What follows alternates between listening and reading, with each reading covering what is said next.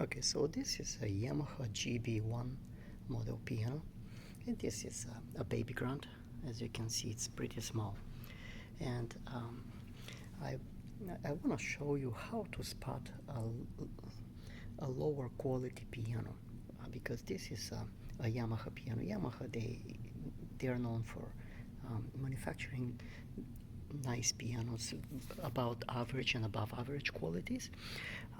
So this particular one, GB1 piano, compared to the rest of the pianos made, it's about average quality.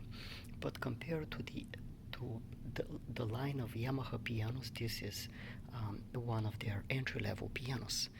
I want to show you something that is true for every manufacturer in the world. Although trends are shifting a little bit, and we're going to talk about a little bit about that towards the end of this video. But the main thing and the most obvious is when you look at the grain of the wood, you can tell. Let me see if I can zoom in right here, and we can see the grain of the wood, how wide it is, right? So you see this, the dark lines and the lighter lines.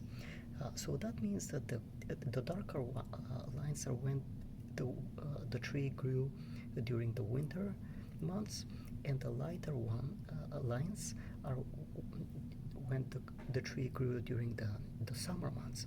So what this tells us is that this particular piece of spruce was cut from a tree that was at a lower elevation, was not very high elevation. That means that it grew too fast during the summer months. Usually, if you look at old Bosendorfer, Steinway's top-of-the-line pianos, you would see that the grain of the wood, it's very tight.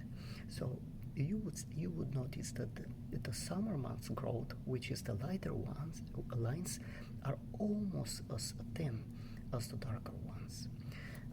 So if we move a little bit towards the base, it's a little bit easier to see. So you can tell how wide the lighter lines grain is. So that means that the tree was really growing so fast during those months.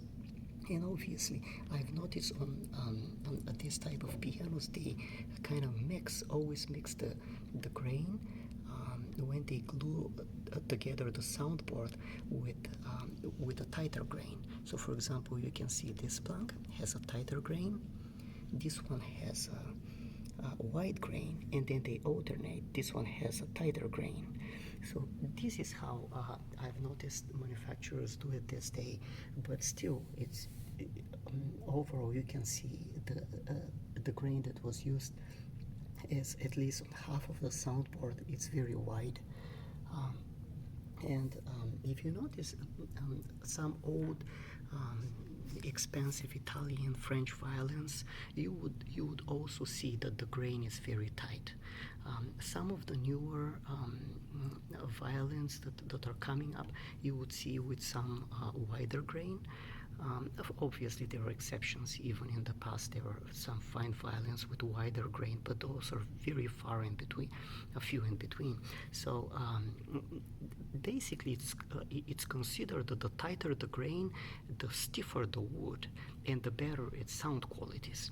So in this case, I just wanted to show you how we can spot grain that is very wide, and this is usually on the pianos that are not built in Japan. Those are pianos, Yamaha pianos that were built in Indonesia, or those built in China. They use wood that is a little bit cheaper to acquire. Otherwise, it's a nice piano. Obviously, this is not a sign of an entry-level piano, or although this is an entry-level piano, this is just a sign of a lower quality instrument that's going to sound lower quality. Signs like an entry-level piano is, for example, the lack of aliquot bars, or the rim. It's too thin. You can see the rim; it's very thin. higher end pianos, you would always see a thicker rim, because the rim is what supports the crown of the soundboard. I hope you found this video helpful. Thanks.